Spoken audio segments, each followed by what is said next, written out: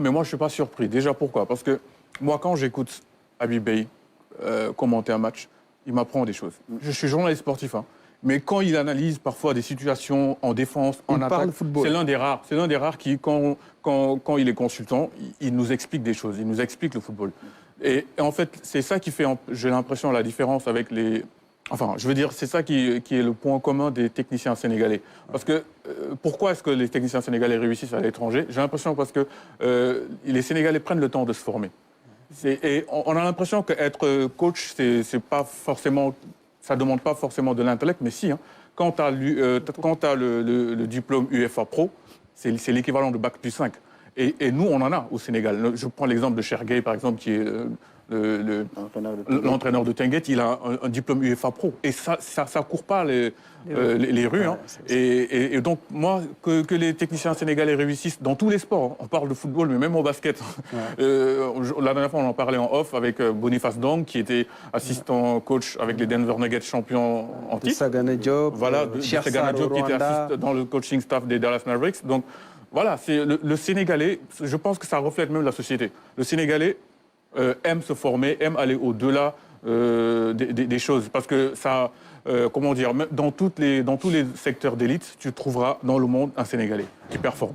Donc moi, la réussite d'Habib Beye ne m'étonne pas du tout. On ne parle pas aussi également de ce que fait Daf. Daf, il est quand même, depuis des années, quand même, c'est vrai avec Sochaux. Avec Sochaux, à un moment donné, il jouait l'accession en Ligue 1. L'accession en Ligue 1. Maintenant, il est avec Amiens, il a déjà maintenu Amiens. Il y a même Meiley avec... qui est quand même, qui a également l'UEFA Pro, qui a coaché Standard de Liège, en première division belge. C'est Sadio Demba. Sadio Demba qui a commencé, qui est le précurseur. C'est quand même, c'est pas anodin.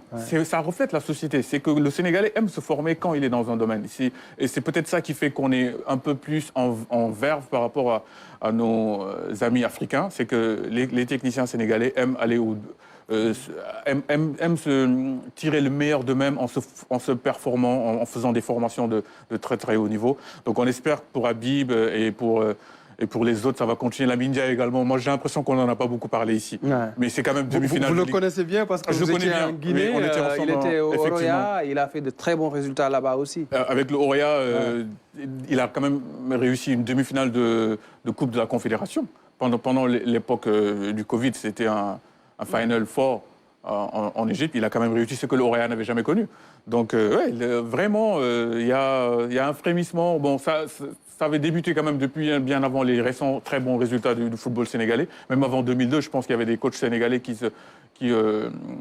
s'expatriaient avec un certain Bamour Fall qui était parti, qui disait que lorsqu'il est arrivé au Burkina, il était surpris parce que nous, on a tendance à penser que là-bas, il n'y a pas de structure, mais ils étaient très structurés.